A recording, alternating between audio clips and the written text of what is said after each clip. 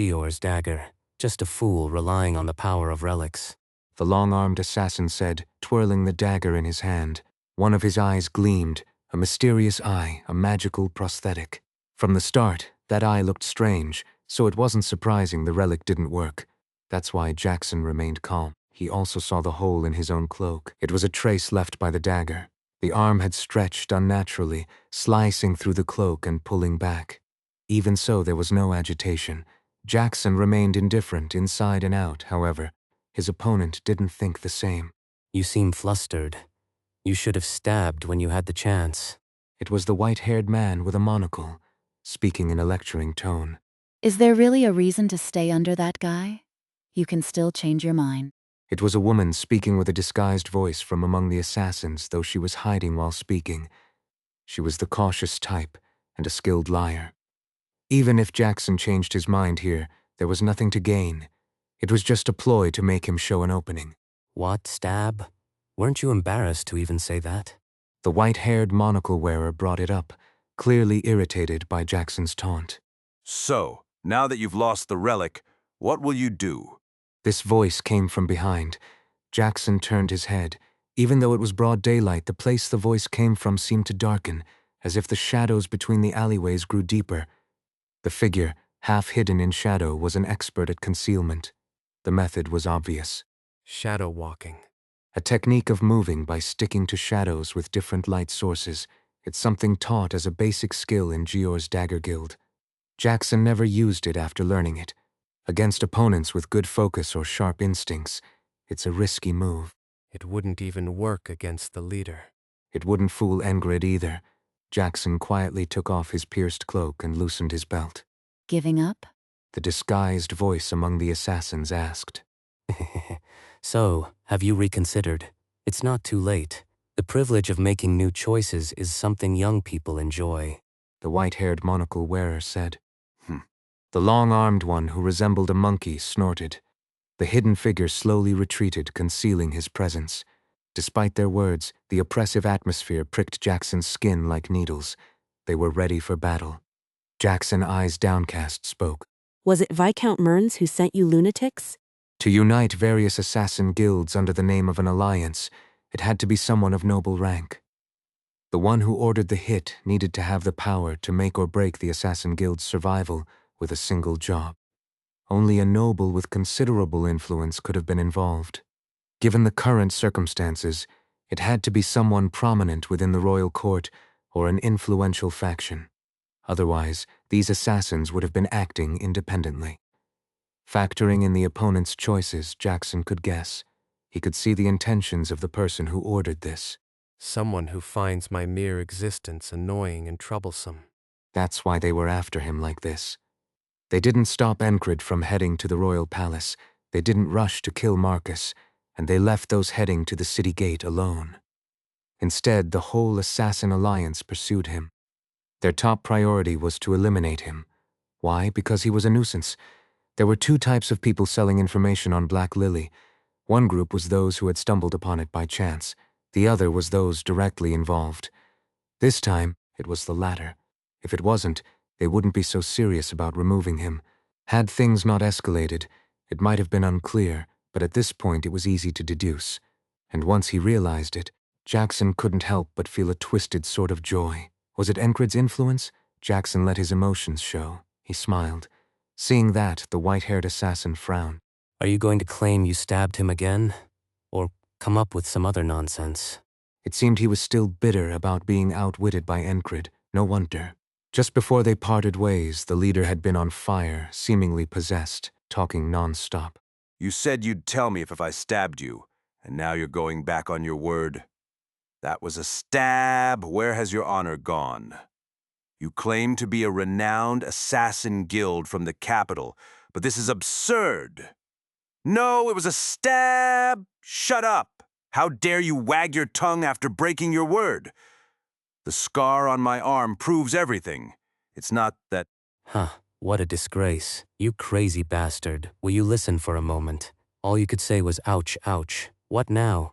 No matter what the opponent said, Jackson only listened, and then, in the end, pretended to raise his forearm and threw a whistle dagger. embedding it in the head of the assassin who had been standing there watching. The fight began immediately, and the opponent didn't even have a chance to defend himself after that. Was it enough to drive someone mad with rage? Perhaps. No matter how much they tried to maintain their composure, the leader always managed to get under their skin. Even Jackson himself sometimes found his temper rising, so it was no wonder these others were fuming. I did stab. Jackson said. Damn it, kill him. The white-haired assassin's shout signaled the others to charge at him from all directions. Jackson already knew there were 28 of them. He had counted, it was a habit, and then he disappeared. What the? The long-armed assassin, who had been watching with his magical eye, shouted in surprise. The sound of flesh being pierced echoed. Jackson reappeared in the alley, within the deep shadows.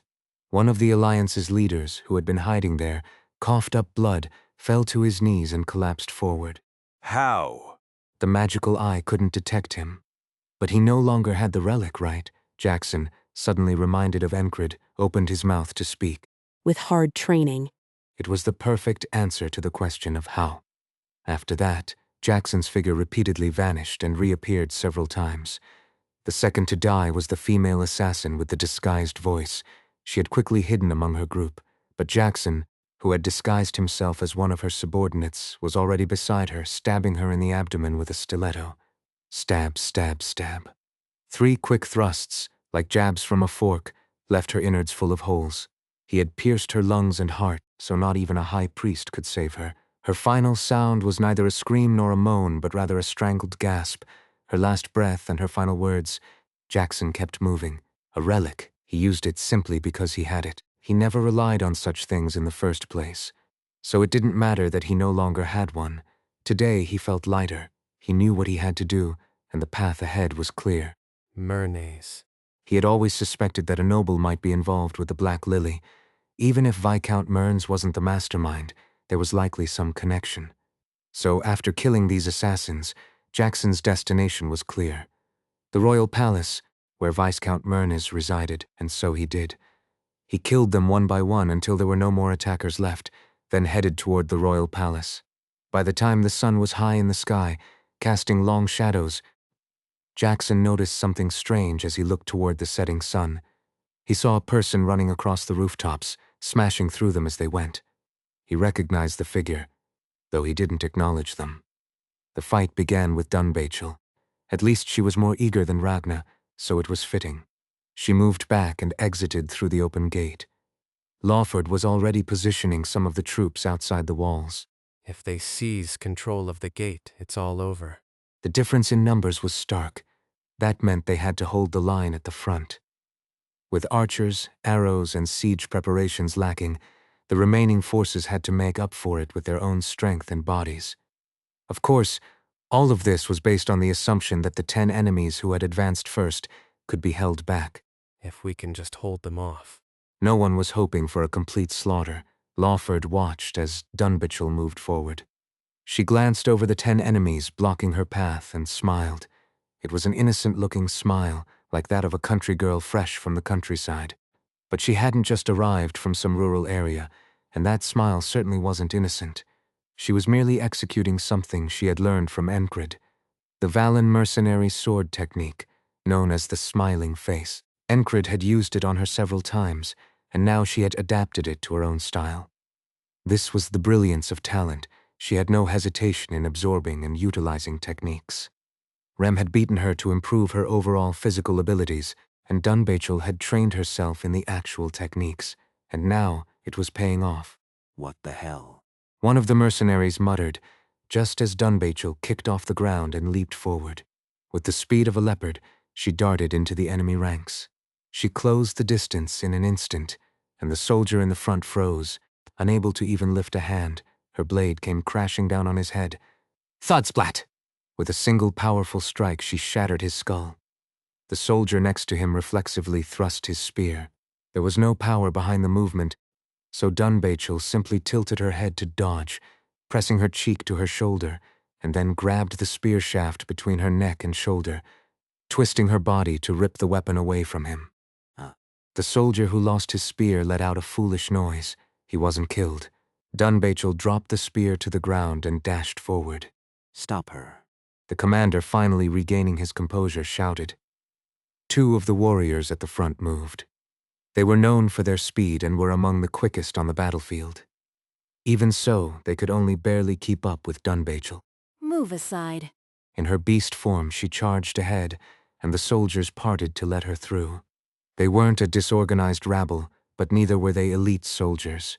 Viscount Myrna's army was, at its core, a collection of various forces. It was a unit with just enough of a command structure to function. Dunbachel weaved through them, leaping off soldiers' shoulders and heads, swinging her blade as she went. When she finally reached her target, she swung her blade with merciless force.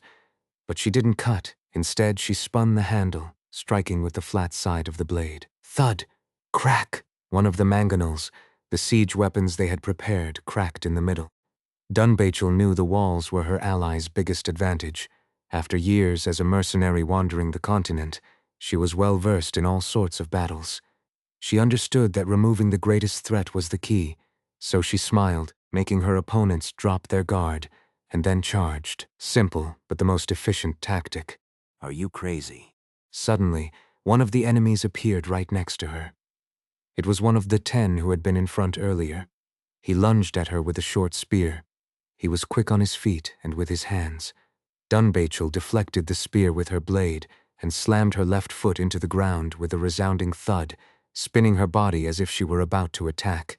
The enemy, who had been trying to close in, backed off. Another one, who had been following behind, also adjusted his stance to get behind her. Let's end this.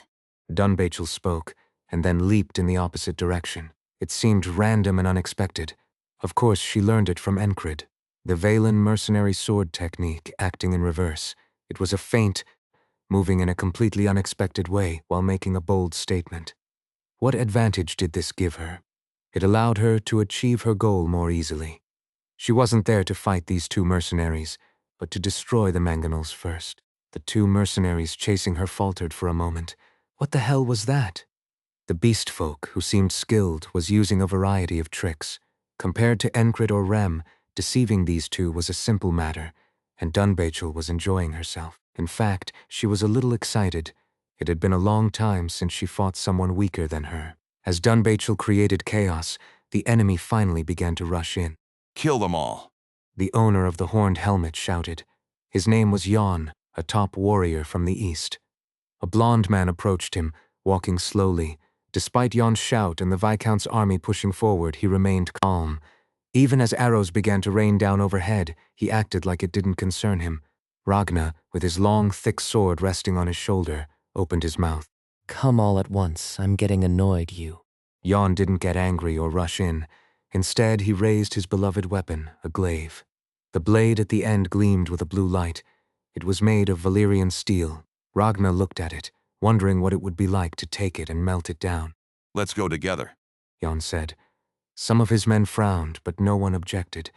They could tell just by looking that Ragnar wasn't someone to be taken lightly. Time's on our side. Take it slow. Jan added. His men followed his command. One of the mercenaries swung a chain overhead and then hurled it forward. The spiked weight at the end, driven by centrifugal force, flew toward Ragnar's head. Ragnar, who had lowered his sword at an angle, swatted the weight aside. The heavy metal at the end of the chain looked more than capable of crushing a human skull. Hit him. Jan shouted. Battle, fighting, blood, war. Jan loved all of it. He charged forward to see it happen, bringing his glaive down in a vertical strike. With a whoosh, the glaive descended swiftly and powerfully. Ragnar parried the blow. At the same time, one of the Viscount's warriors lunged with a spear. The flecked shaft of the spear swayed unpredictably, making a whirring sound as it cut through the air. Ragnar's sword blocked the glaive, and then swatted away the unpredictable spear. The spear was knocked aside. Even though Ragnar had blocked 3 attacks, another came immediately, another spear. This one didn't bend, but instead thrust forward with force. It was a different warrior, one confident in his strength. Ragnar parried the blow with his heavy sword. The sound of metal rang out. After this exchange, Jan had gauged his opponent's skill, a monster. As for Ragnar, he was only defending because he had been told to, but he had no real enthusiasm for the fight.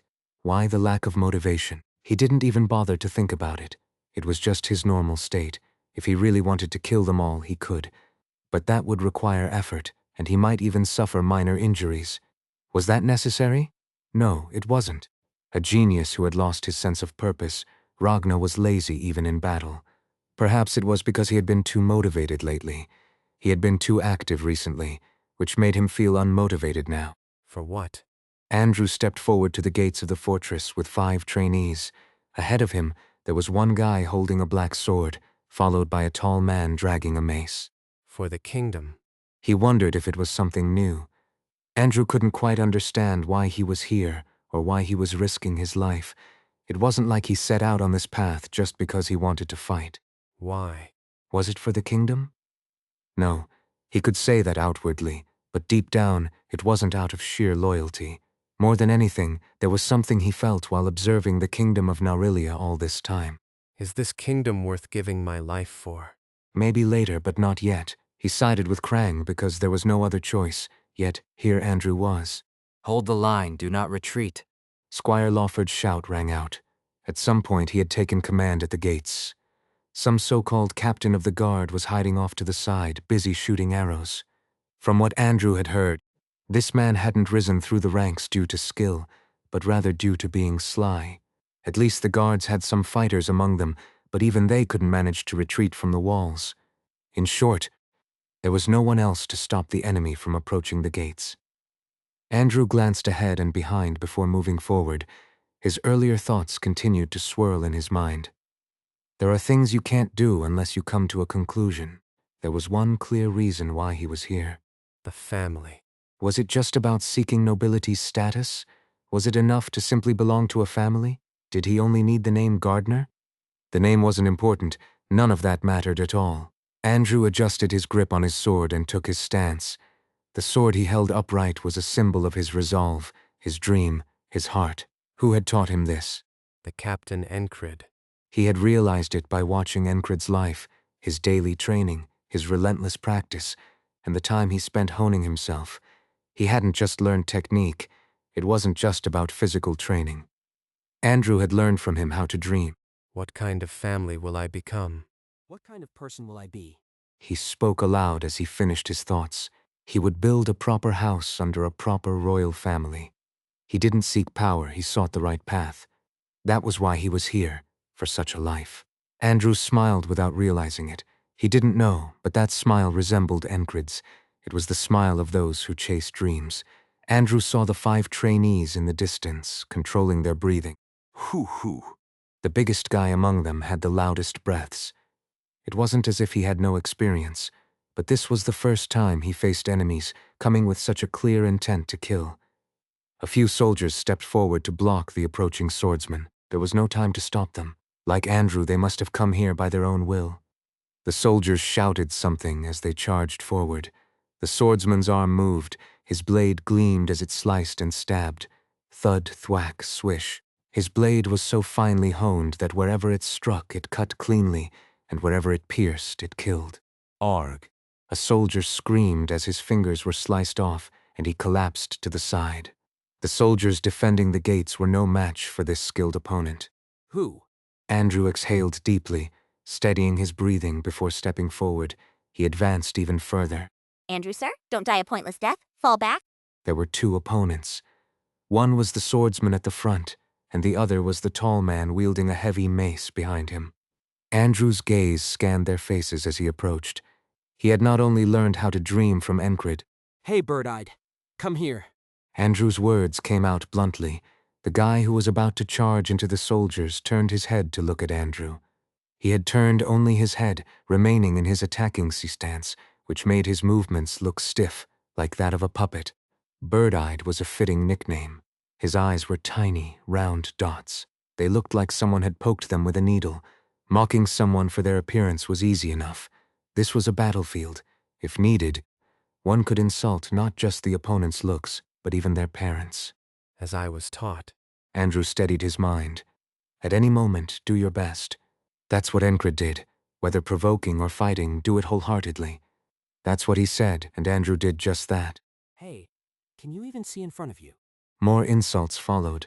Andrew was dressed like a noble.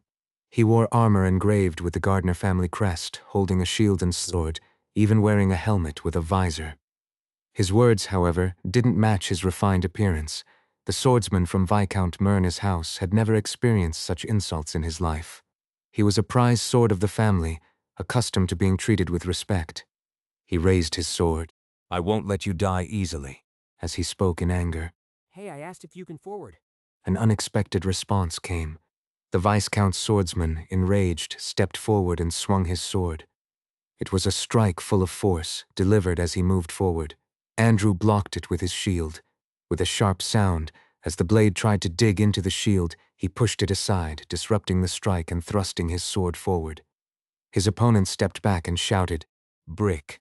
At the swordsman's call, the man with the mace approached with heavy steps. He looked like someone who had stolen the blood of giants. Is your mother a giant? Andrew's quick tongue struck at the man's weak spot without hesitation. Perhaps he was more talented at this than with the sword. You bastard. The man with the mace had veins bulging on his forehead. Or is it your father? This time it wasn't Andrew. One of the trainees chimed in from the side. It was a female trainee with a face full of freckles. She too demonstrated what she had picked up from her training. The man's eyes shifted sideways toward her. This guy is ours. The 5 trainees spoke in unison. Andrew nodded. All of them, including himself and the 5 trainees, had survived the hellish training of Rem and endured the demonic Enkrid to stand here today. No matter who came at them, they would fare better than facing 2 opponents at once. Die, blind man. Andrew threw out one final provocation. You damn bastard. The enraged opponent rushed at him, and Andrew stabbed at his shoulder. The combination of leather and steel protecting the shoulder fell away, and blood spurted out. I'll cut off your tongue first. Yet the man was still consumed by anger. He didn't even care about his wound, expressing nothing but rage. Andrew nodded and responded calmly. When you speak to someone, you dissecuria. Just like how a painting is only complete after adding the eyes to the dragon, Andrew had done the same with his words, pushing the enemy to the brink of madness. Losing his composure, the opponent charged at him again. Squire Lawford observed the battlefield and thought, Something strange. the enemy had many soldiers. They were indeed a threat, and the 10 men standing before him, each of them exuded a fierce aura. 3 or 4 of them even seemed to outrank him. Yet, despite all of this, there was time to catch his breath. Is this all of them? There were no signs of enemy reinforcements. From the mangonel onward, everything looked threatening. But we destroyed that as well. Lawford kept thinking. He had seen a man like Enkrid and wanted to walk his own path. So what was the reason he was walking this path? To accumulate wealth and rise in status? Ignoring, or rather defying, the orders from above was a dangerous act. Even if things went well, he'd at least face a suspension, and if anything went wrong, it would mean prison.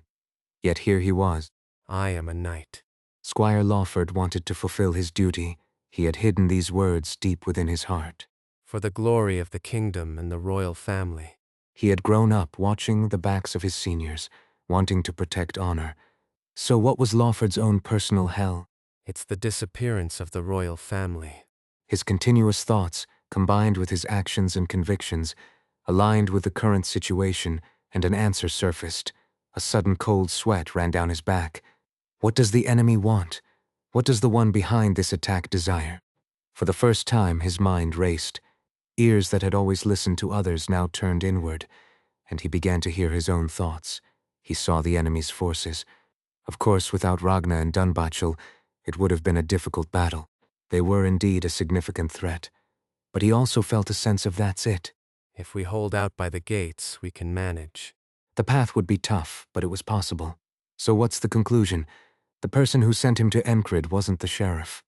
His face flashed in Lawford's mind. What if that man was on the opposing side?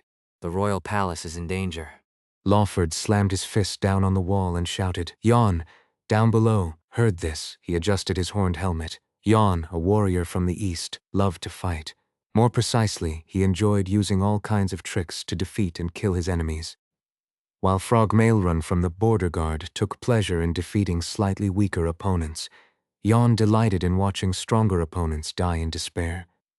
He didn't hesitate to take hostages if it meant getting his enemies to drop their guard. He would do anything if it meant exploiting an opening, a dark desire. Do you know anyone in the royal palace? Jan asked, his expression serious.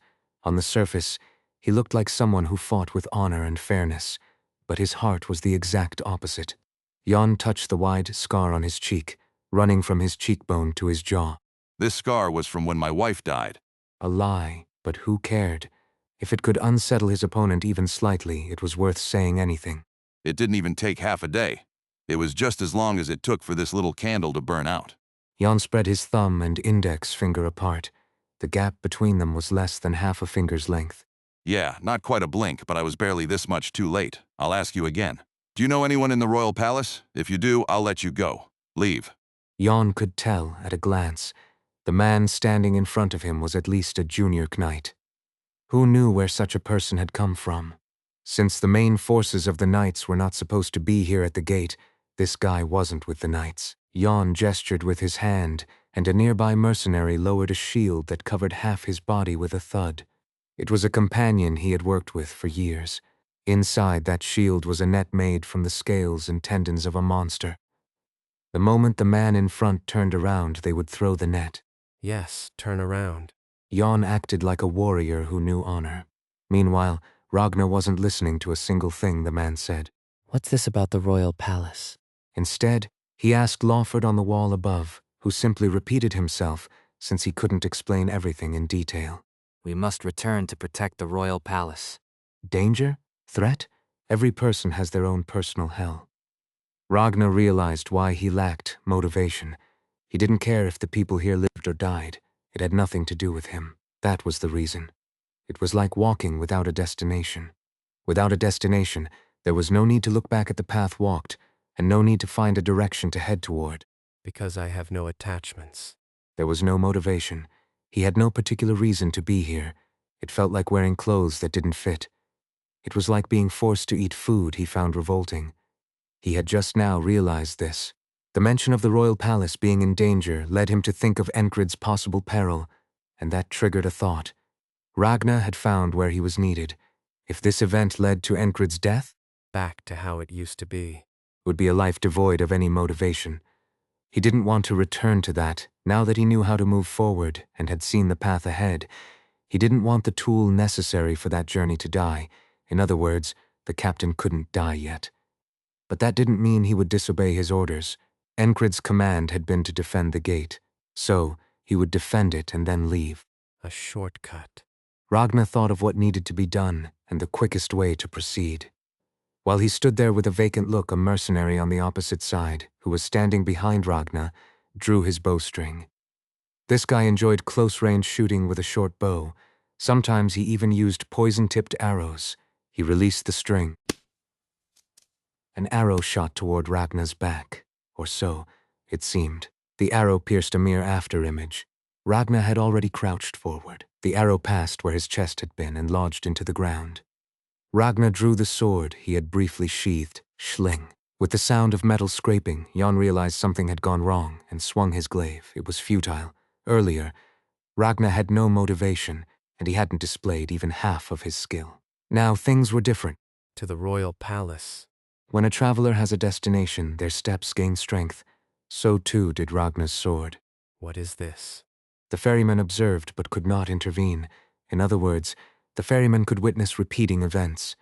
In some ways, it was like seeing parts of the future. Because of that, he found no joy in what he saw. Knowing what will happen robs one of the chance to feel enjoyment.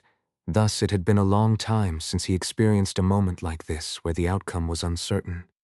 At first, he was bewildered, but gradually, a part of an old, long-forgotten emotion awakened within him. It was the joy of witnessing the unknown. In the mental realm, the ferryman sitting on his small boat floating on the river savored a thrill he had once felt long ago. It was unpredictable. The future was unseen. Had this always been so delightful? Today was changing. The day, which he had painted and foreseen repeatedly, was now taking a completely unexpected turn. Since the ferryman was merely an observer, he continued to watch. He had an idea of what might have caused this shift, but he didn't bother to think any further. He simply enjoyed the moment. In the mental realm, he laughed silently, and because he wanted to fully savor this overwhelming wave of excitement, he laughed aloud as well. It was that satisfying. A net fell over his head. Ragnar lightly swung his sword vertically. It wasn't particularly fast or slow, but suddenly the blade seemed to narrow, transforming into a thin line that effortlessly sliced through the net. What the? The one who threw the net shouted in surprise. Jon sensed something had gone wrong, but there was no time to speak. He extended his left hand forward, grabbing near the blade of his glaive, and struck short, thrusting and slashing. Thud, thud. The sword that had cut through the net was already upon him, falling from above. He had no choice but to angle the blade of his glaive horizontally to block it, but the sword tenaciously followed, trying to slice through the shaft. Jon pulled back the glaive, blocking again, and exerted force, knocking the blade upward. Even with just 3 short movements, both of his hands went numb. My hands are numb. Jon was an exceptional warrior, too. He could wield will. Will was a form of intent. He couldn't manifest it naturally, but through technique he could use it. He could do what a junior knight could do. He had done it. But after just one clash, he could feel the overwhelming difference. There was no way he could win. He felt helpless. It was like being trapped in a coffin with all sides closed off. It was as if someone was gripping his limbs and constraining him. Is this bastard a monster? In their first bout, he had fought playfully. But once the sword had been sheathed and drawn again, the man had become a completely different person. The man retreated as swiftly as he had approached and swung his sword horizontally. It was fast and heavy, too late to dodge. A mercenary threw up a round shield. Even that act alone was worthy of praise. At least he made an effort to block. Slash, thud. Ragnar's sword cleaved through both the shield and the man holding it. After retreating and swinging his sword, the man leaped sideways, moving in a wide arc. Jon's gaze followed him belatedly. He saw the head of the companion who had thrown the net soar into the air. A spray of blood trailed behind it, scattering. The opponent did not stop.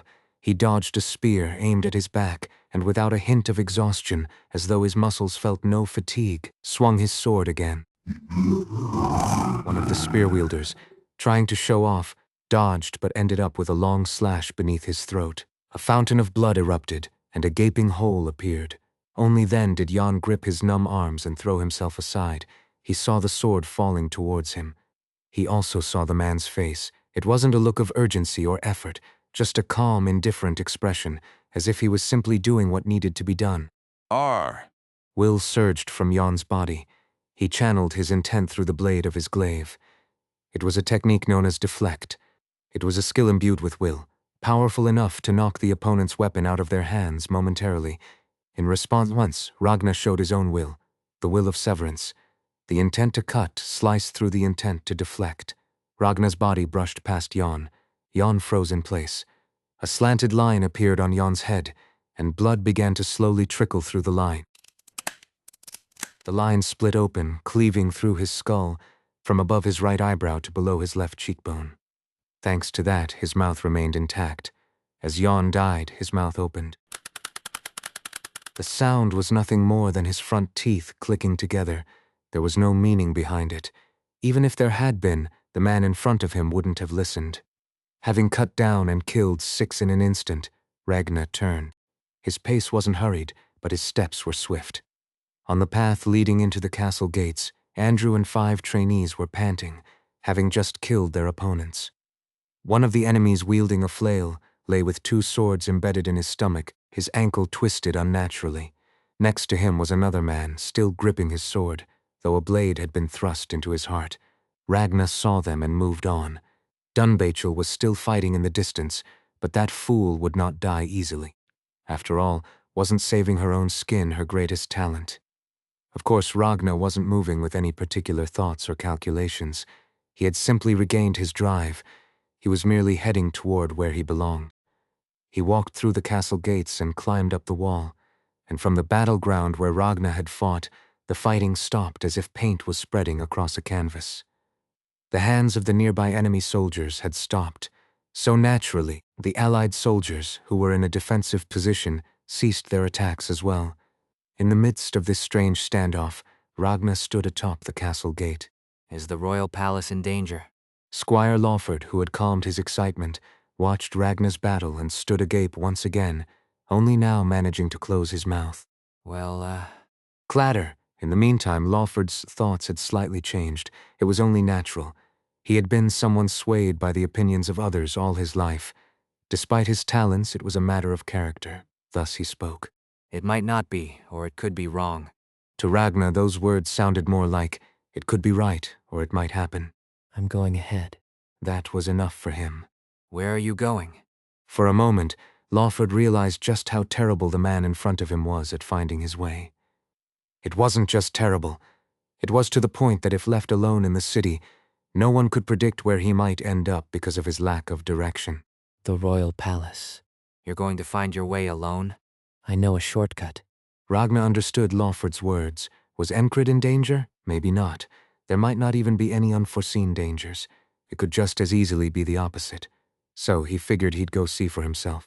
The enemies that had once been a threat beyond the city gates were now nothing more than ghouls with missing limbs. So leaving the area was fine. Leaving only Dunbachel and Andrew behind would suffice.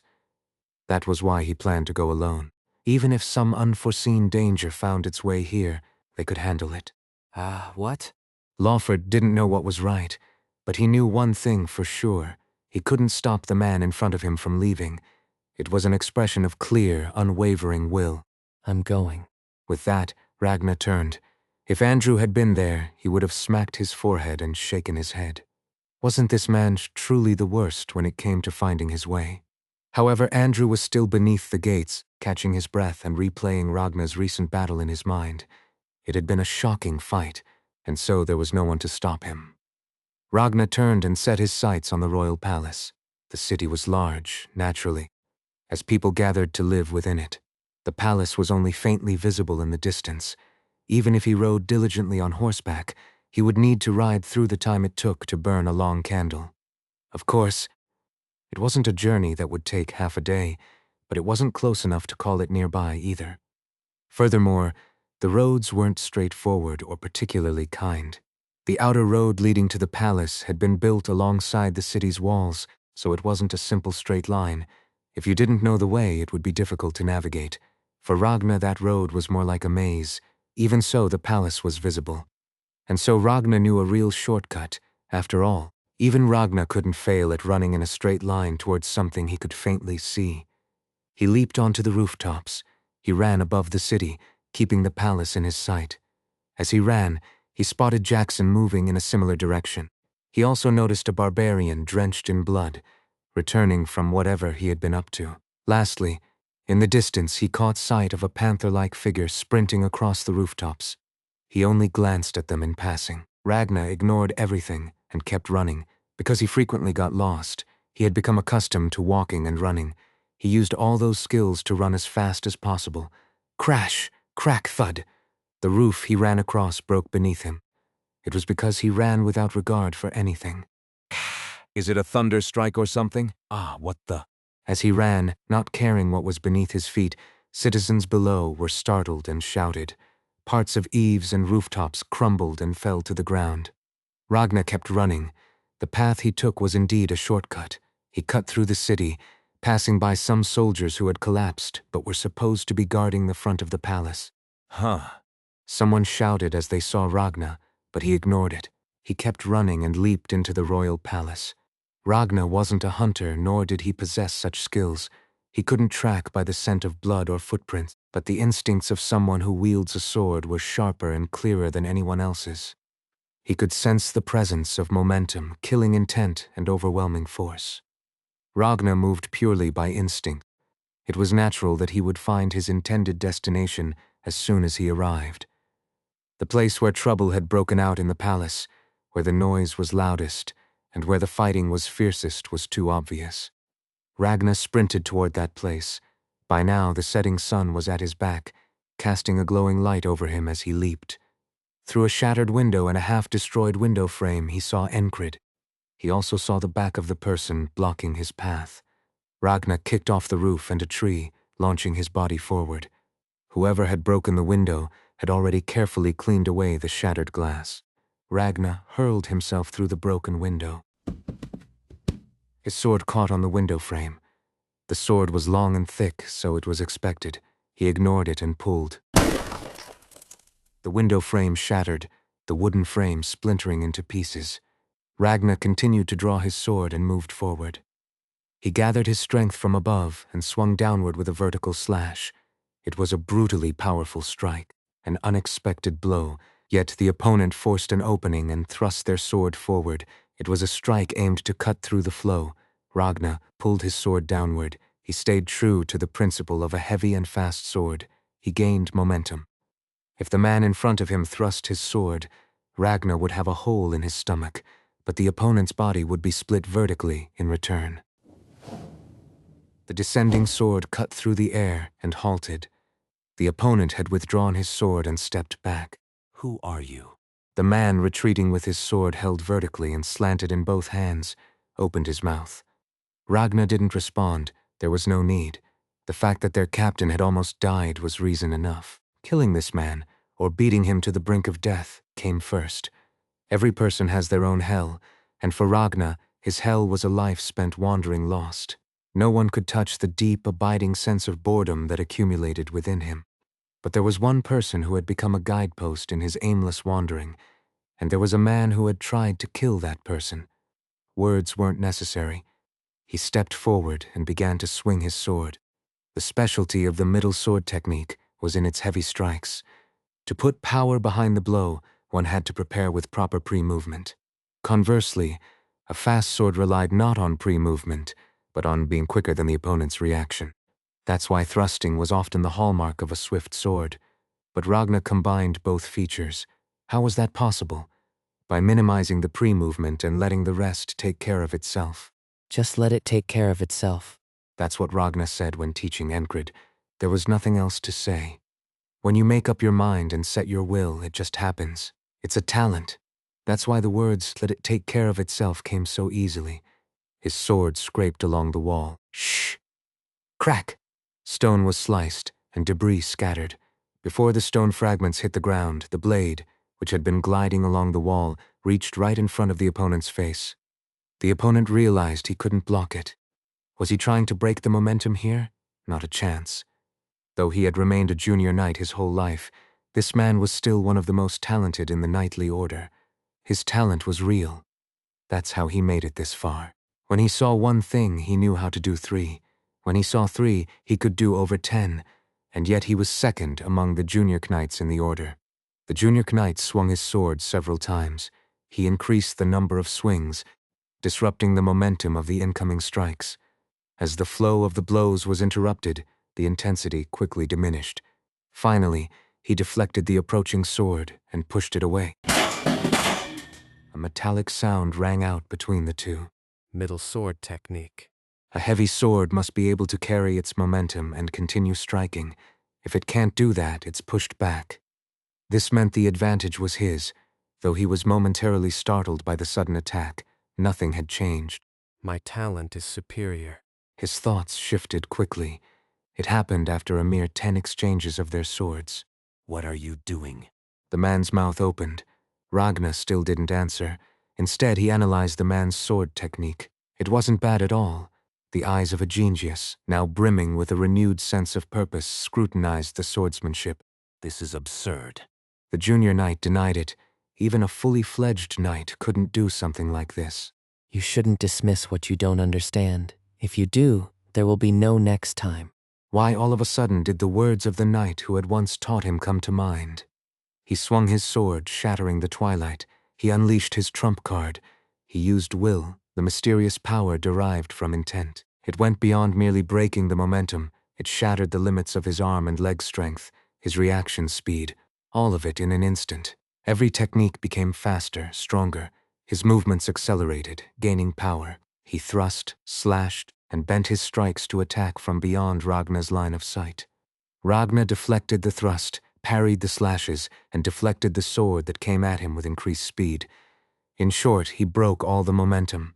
Ragnar's sword didn't stop there. That long, heavy sword was wielded as if it were a thin branch, thrusting, withdrawing, and flicking about. In order to build speed, his opponent had to step forward, but Ragnar's sword passed through that very spot. To push his opponent back, he should have lifted his sword from below, but instead, Ragnar's blade struck first. Though not overwhelmingly powerful, the momentum was continuously disrupted. After pushing his opponent back, Ragnar spoke. So, that's how it's done. You. Why had this man, who had relied on his talent, come this far? Was it just for power? No. The blood vessels in his opponent's eyes burst. There had been someone in the knightly order who was always ahead of him. If it had been a knight, that could be understood. It was inevitable. But that man had been another junior knight. At first, the junior knight had always won their fights. 100 battles, 100 victories. So it should have been the same even after 1,000 battles. But it wasn't. That other man climbed little by little. Eventually, after 10 battles, he started losing one. Soon he found it difficult to win even 5 out of 10. Why? He shouted. Why had such a man been placed before him? He was furious. The heavens are not fair. The goddess of luck is biased. He had reached the limits of his talent. But why hadn't that other man? Ragnar's sword and the junior knight's sword crossed. One blade severed a neck, while the other stabbed futilely into the air. That was all there was to it. The day that had always ended before sunset had changed today. As proof of that change, Ragnar turned his body. As Ragnar, with his sword lowered, caught his breath. The junior knight, who had resembled a grim reaper, collapsed. Blood gushed from the severed part of his body. New blood was supplied to the already crimson-soaked carpet. How? Enkrid's mouth opened. It wasn't quite terrifying, but he was certainly surprised. He was genuinely curious, so he asked. Was he asking how Ragnar had come here? Krang, who had been watching, also thought the same. It was a timely assistance that arrived at an opportune moment. In reality, it was the result of a twisted day, repeated over and over, but Krang couldn't know that. As Ragnar silently shook the blood off his sword, Enkrid asked clearly about the reason for his surprise. How did you find the way? How could he not be astonished? Ragnar had come here alone. He hadn't secretly followed them, so he must have come straight from the castle gate. Unless the goddess of luck had not only kissed him but held his hand and led him, this wouldn't have been possible. In response to Enkrid's question, Ragnar stood tall and spoke. It was as if he had come all this way just for this moment. I know a shortcut. Luck. Enkrid asked a condensed question. He was asking if Ragnar had arrived through pure luck. Ragnar also gave a brief reply. Skill. It meant he had a natural talent for finding shortcuts. Krang blinked. What on earth were these guys doing? It was an incomprehensible conversation. Surely this was the talk of madmen. Well, it wasn't his place to say anything. The important thing was that he had survived. It wasn't even night yet. Krang realized that everything had ended before what he had prepared could even come into play. I almost pissed myself. Krang muttered as he plopped down. It wasn't exactly what one would expect a future king to say, but saying so didn't diminish his dignity. He was that kind of man. Why should a man lose dignity for rejoicing in his survival? He would have said the same if anyone had asked. Enkrid, after finishing his brief conversation with Ragnar, crudely reset his dislocated right wrist with his left hand. His eyes still lingered on Ragnar. By now, his gaze was different from when he had made that casual joke earlier. Finding the way was one thing, but what next? Ragnar had pushed away an opponent Enkrid himself could not handle and had beheaded him. He had witnessed the entire fight. Anyone who had seen Ragnar's fight, who had seen his sword, would know. Ragnar, though not yet a knight, would become one. Such was his talent. A glimpse of that talent had surfaced. Even Matthew's eyes widened, and his breathing quickened. It was enough to astonish. Enkrid's mouth opened. Thank you. The words expressed gratitude, but the tone conveyed emotions beyond simple thanks. Krang's ears perked up, and he turned his head. Normally, Enkrid wouldn't show his emotions so easily, but now it seemed difficult for him to contain them. Krang looked at Enkrid and shouted, Healer. Bring a healer. 2 of his guards were gravely injured. Taking care of them was urgent as well. Whether out of a strong sense of duty or loyalty, 2 attendants and maids immediately appeared. Yes, Your Highness. He had somehow managed to avoid both death and injury, hiding who knows where. No, this was to be expected. If everything had gone according to the dead junior knight's intentions, it would have been Krang's corpse they would be dealing with now. Besides, unless someone was a deranged, murderous maniac, there was no reason to kill the attendants or maids. Even though the man was dead now, he had still been a member of the knightly order. Krang knew this, which is why he had called for help. Bring a healer. Krang, still seated on the ground, spoke, and the attendants and maids moved into action. Even so, Krang's gaze remained fixed on Enkrid. I nearly died. Ragnar spoke. It was clear he was referring to how Enkrid had nearly been killed. Was it because he sensed the emotion behind Enkrid's words of gratitude? Was Ragnar criticizing him, asking if that was how he should express gratitude to the person who had saved him?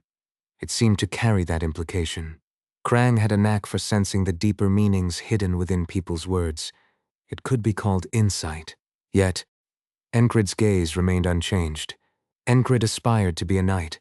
Even though someone like that had tried to stop the opponent with all his might, he hadn't been able to. And it wasn't just him. He'd been helped by Krang's bodyguard, Matthew, and another spearman, yet this was the result. Defeat. They had lost. An ordinary person might have been consumed by despair.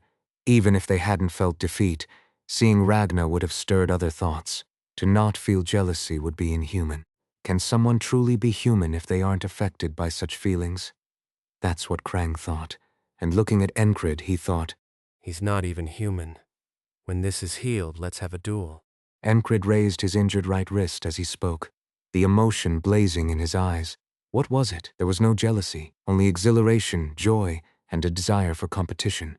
Ragnar, seeing this, chastised him. If you've barely survived, you ought to exercise some restraint. It wasn't really Ragnar's place to say that, but this time, Enkrid had definitely gone too far. Enkrid acknowledged this and nodded. Krang. He called out to him. Krang paused briefly, about to act.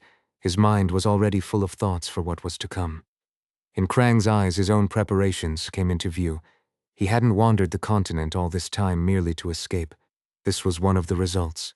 You're late. A man with short brown hair spoke as he approached.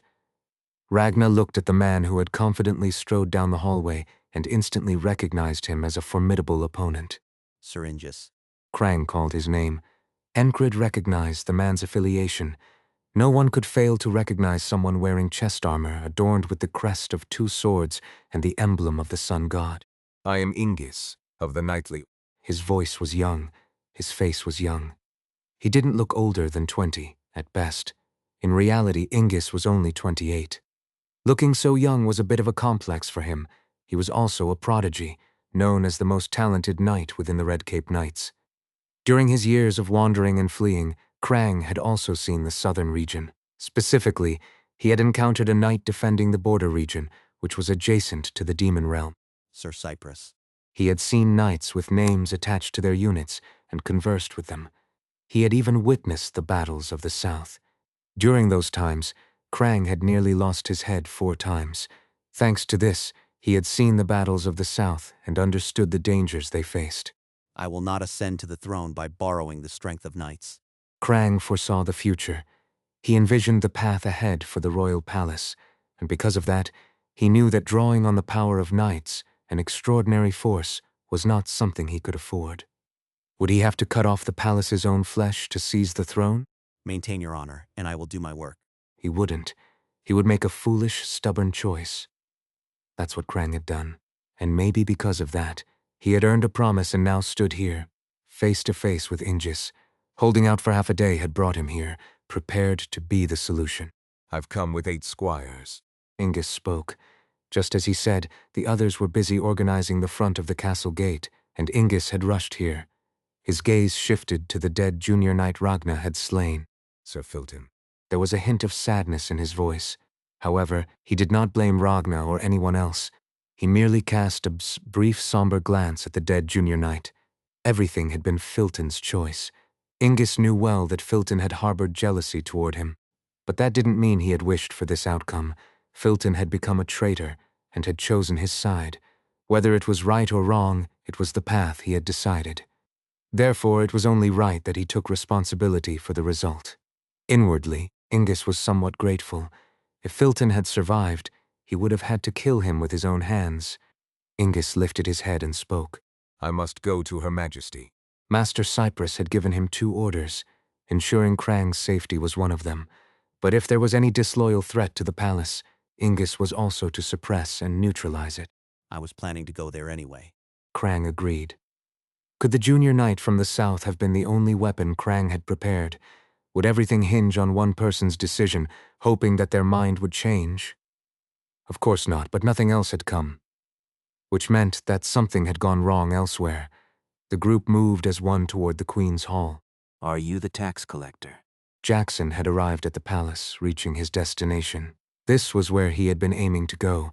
Jackson was looking for the client who had hired the Assassin's Guild. At first, he thought it was Viscount Mearns. After all, the one who had benefited from using the Black Blade bandits was him. However, after investigating and finding more evidence, he realized there was another person involved. He had uncovered much by wiping out the entire Assassin's Guild. As a result, he learned who the leader of the Black Blade was, and who had commissioned them. It wasn't something he had figured out on his own. It was the result of external pressure. To be precise, it was thanks to the scheme of none other than Krang. Krang had physically divided the nobles, forcing them to choose sides. Thus, It's not wrong to say the leader helped. the Black Blade had been exposed thanks to being thoroughly beaten. If not for that, there wouldn't have been the pressure to form the Assassin's Guild Alliance, nor the commission. In fact, none of this would have required direct involvement at all. Did you fail? A question was met with another question. A man standing in front of a large window came into view. He was quite large. At his question, Jackson nodded. Not even close. Why? Skill difference. You're blunt. I have something to ask, and I hope you'll answer honestly. Go ahead. The man had started as a merchant, bought his way into nobility, and had now become a tax collector for the royal family, a position tasked with collecting royal taxes. Rumor had it he had even sold his soul to a demon to get to where he was. Is it the Black Lily? The large tax collector twisted his mouth. It was a smile, but his face was too distorted to call it that. Damn, I knew I should have been thorough back then and burned everything. At his words, the image of a burning mansion flashed in Jackson's mind. He was in the right place. Jackson drew his sword and spoke. The heir of the Vencino family has returned. The tax collector never once removed his hands from beneath the table as he spoke. From beneath the thick, sturdy, and expensive hardwood desk, his hands emerged. In them were 2 modified crossbows. They were preloaded, ready to fire as soon as the triggers were pulled. Think you can dodge this in such a small room? I stand here in the name of one who has lost his family and as a child who lost his parents. Cut the crap and fight. It was filthy, hardly a worthy final act for someone who had orchestrated so many deeds through the Black Blade. But Jackson didn't criticize his opponent. He merely wished for one thing. I beg you, don't ask for forgiveness. He meant it sincerely. Screw you.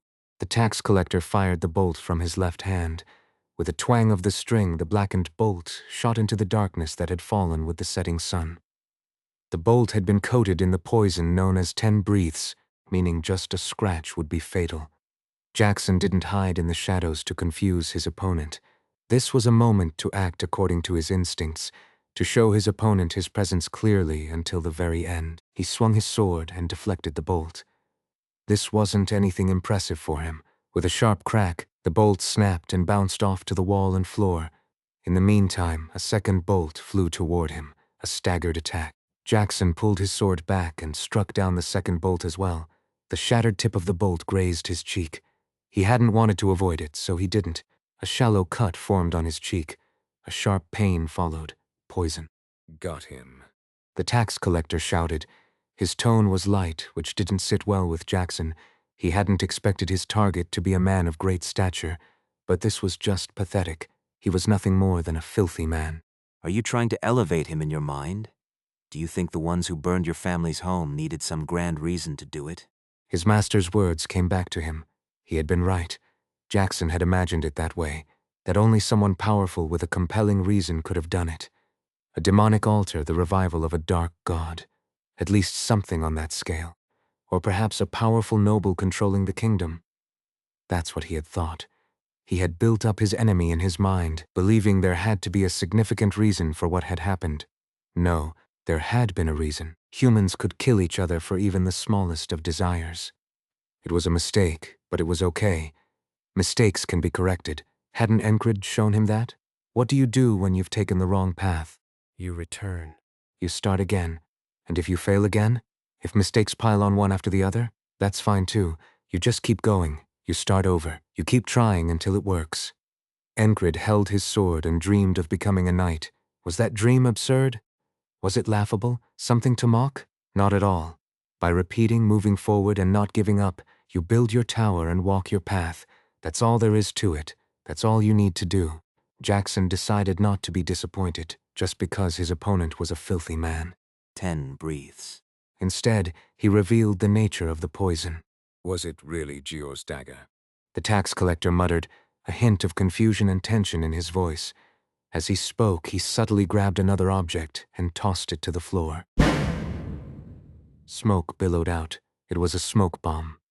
Jackson felt a vibration that dulled his hearing. His vision was obscured by the smoke. Still, it wasn't a problem.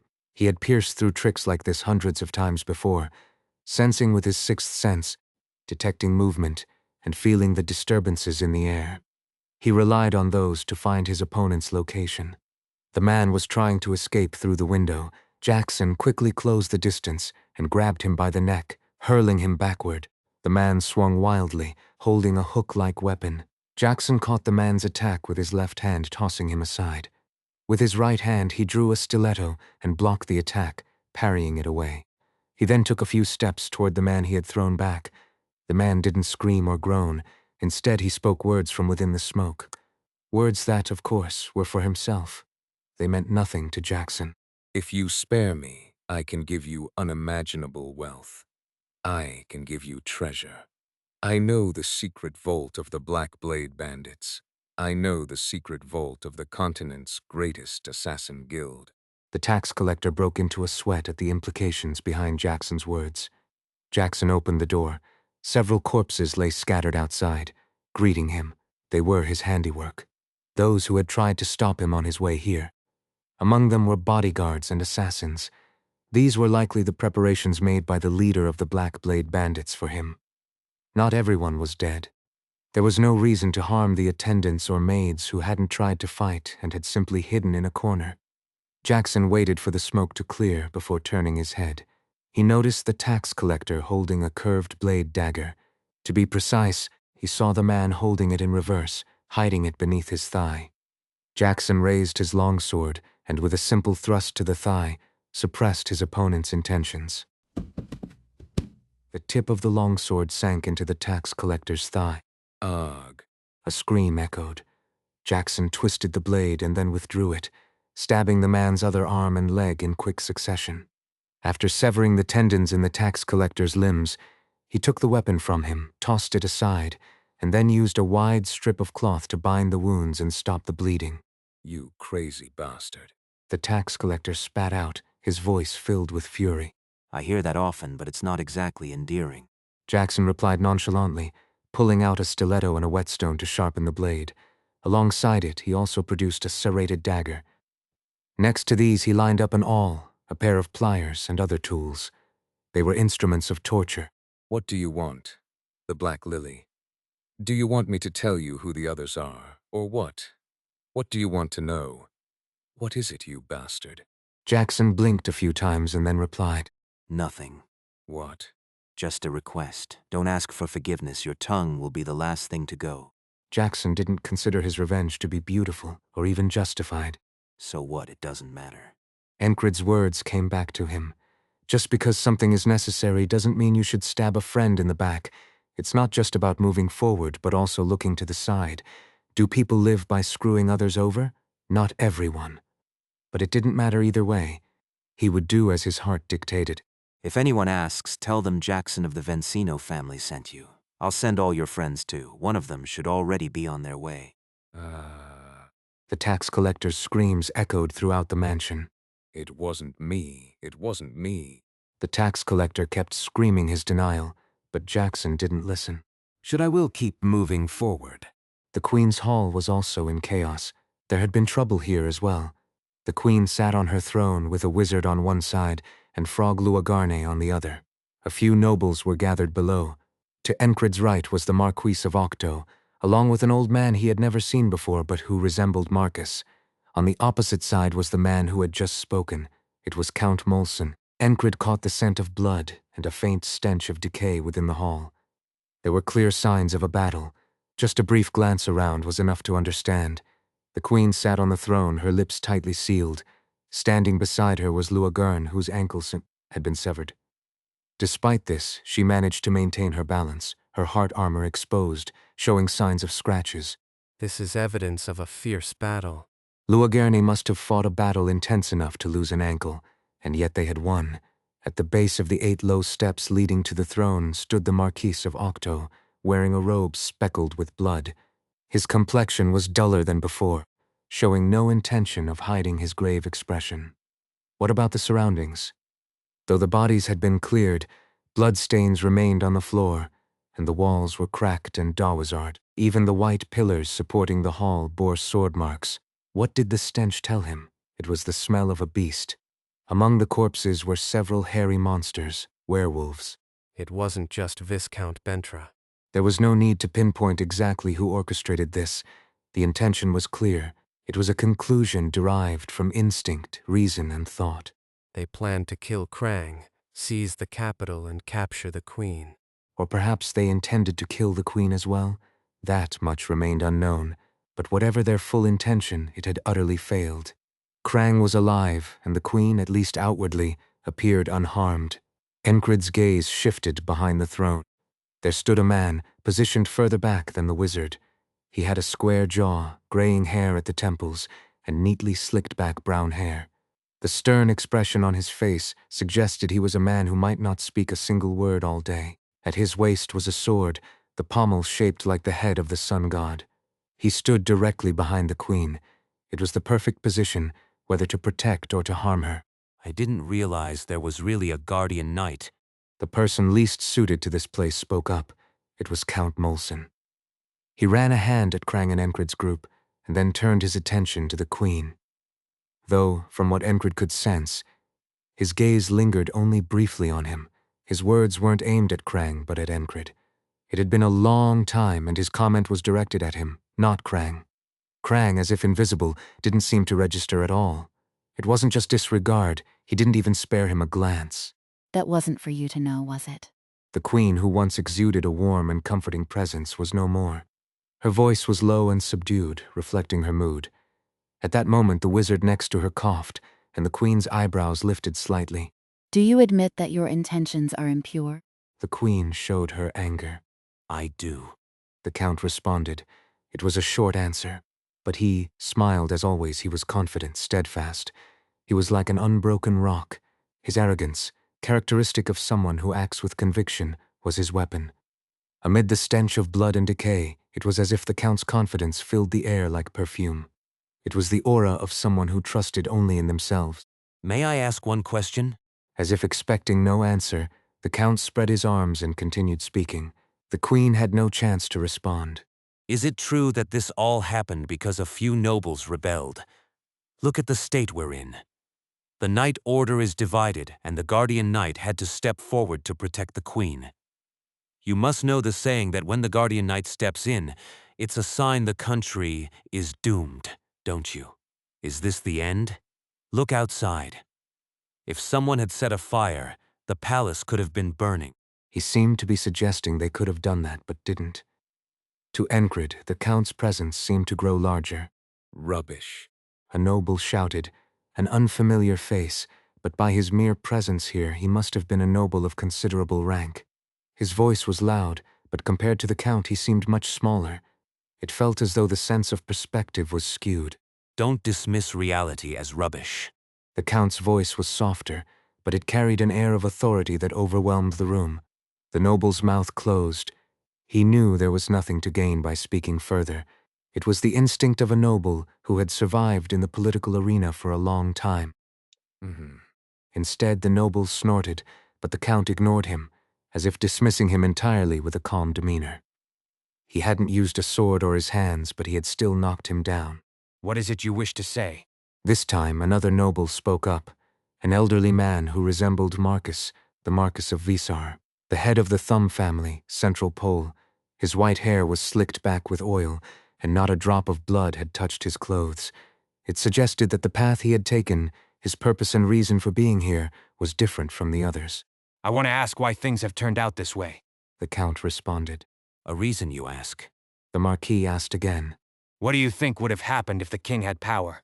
The corners of the Count's eyes and mouth gently curved as he smiled while speaking. You scoundrel.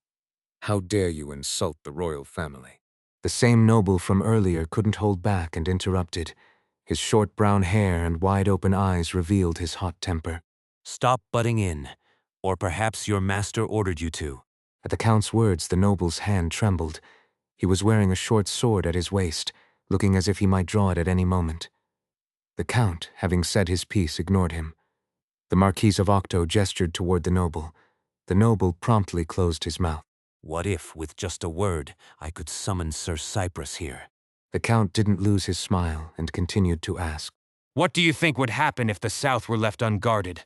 When the Marquis of Vizar asked back, Count Molson answered as if he had been waiting for this question. Does that matter? The sword that protects the palace. If that isn't important, what is? The Marquis of Octo interrupted and asked. The Count answered calmly. The throne, the king, power, authority, and with that, control.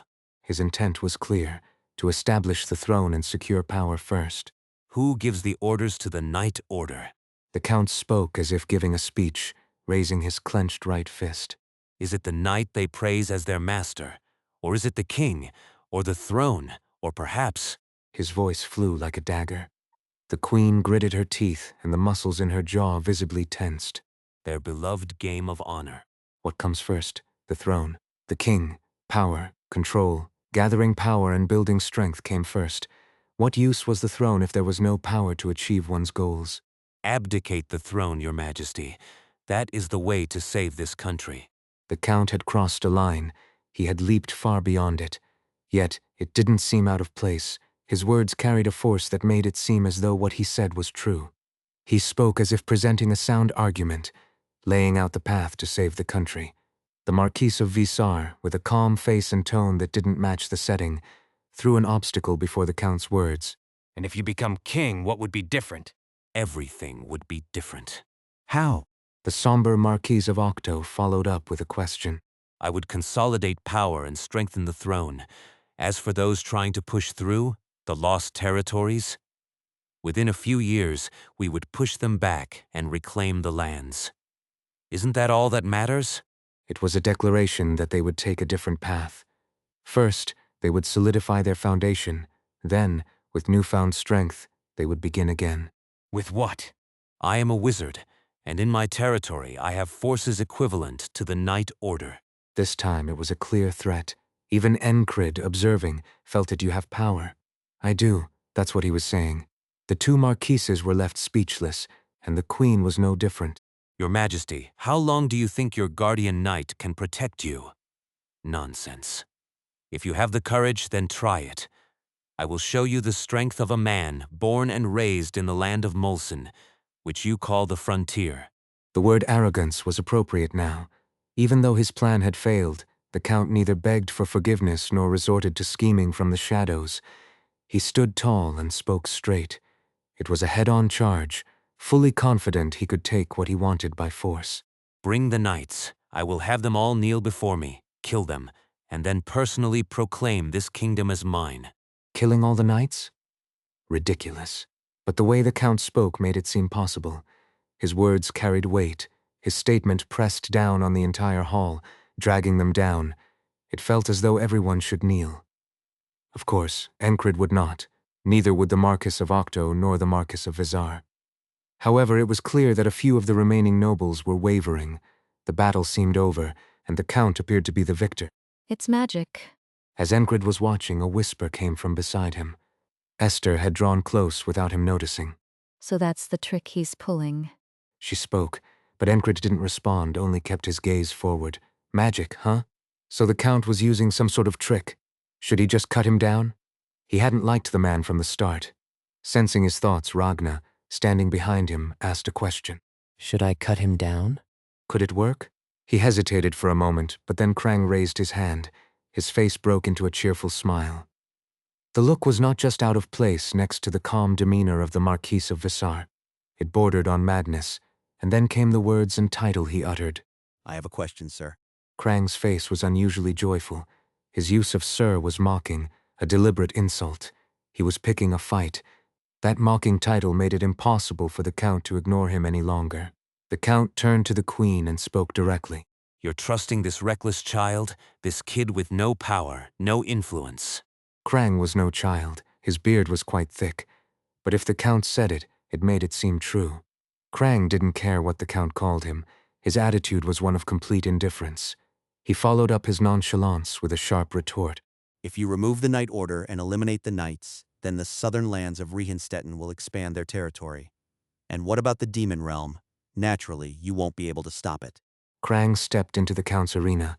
He played along with the atmosphere. He didn't seem to care. His smile remained faint, unbothered. And? The Count asked back, finally meeting Krang's gaze. Then many people will die. Losing land won't be the end of it. As the land is lost and we retreat, countless people near the borders will perish. Is that the end? If we lose both people and land, merchants will visit less frequently. And if fewer merchants come, what do you think will happen? Less gold will flow. Then the kingdom's finances might falter for a while. Oh, unless you have an abundance of gold, in which case I assume you, Count, will personally cover all of this with your wealth. But no matter how great your power, you won't be able to stop both the southern Rehenstetten and the Demon Realm, will you? The Count looked at this naive fool standing on his stage. His eyes were filled with scorn, as though he were dealing with an annoying pest. He met Krang's challenge head-on. Sacrifices are inevitable. It's simply something that must be done. Must it? How else do you expect to move forward without sacrifice? Krang spread both hands. Do both. Both? No sacrifices. And at the same time, strengthen the royal family and build the kingdom's foundation. That's nonsense. Don't dismiss what's to come as nonsense. Claiming you can do the impossible is your only weapon, isn't it? No, that's not my weapon. My weapon lies elsewhere. Then show me. I'm good at asking for favors. Favors? For example, if I were to ask someone right now to chop off your head, there'd be someone willing to do it. Go ahead then. Krang, still smiling, looked at the Count as if he were a dear friend. Do you want to die? You cannot kill me. Such certainty. At that moment, as Enkrid prepared himself to step in if necessary, Krang turned to him. Can I ask a favor, Enki? Krang spoke, his gaze shifting towards Enkrid. His blue eyes were a mix of playfulness and intensity.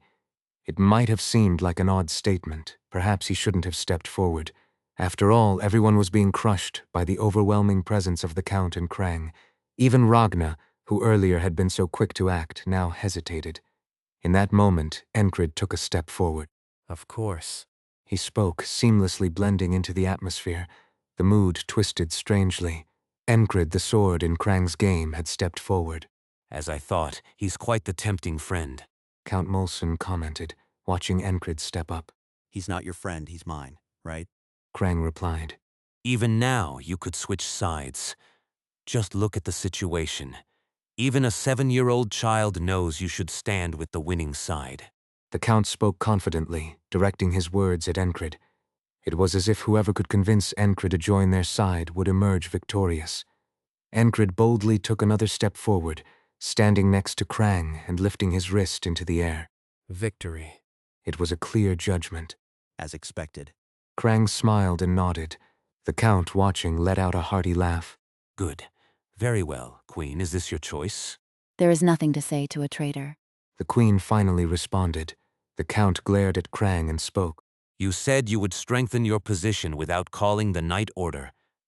Then you'll have to stop the arrow I've already loosed. Without your precious knights. Are you concerned for me?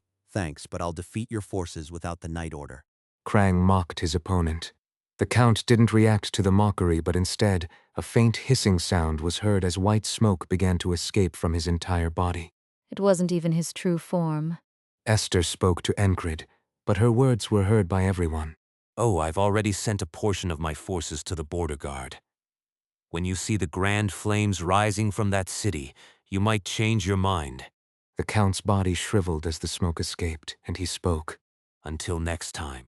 Whether it was the last time or not, with those words, the Count's body crumbled. Enkrid looked at the face of the fallen man. He didn't recognize him, but Krang did. Viscount Mernans. He had disappeared without a trace, only to die here as the Count's messenger. Krang let out a long sigh. The two marquises watched him. No, they were watching both Krang and Enkrid. Well, Your Majesty, I've kept my promise. Krang spoke in that moment. His tone hadn't changed. He was still cheerful. All the noble factions in this room have been cleared, leaving only my people. He immediately moved on to discuss his agreement with the Queen. There was no time to leisurely organize and assess the situation.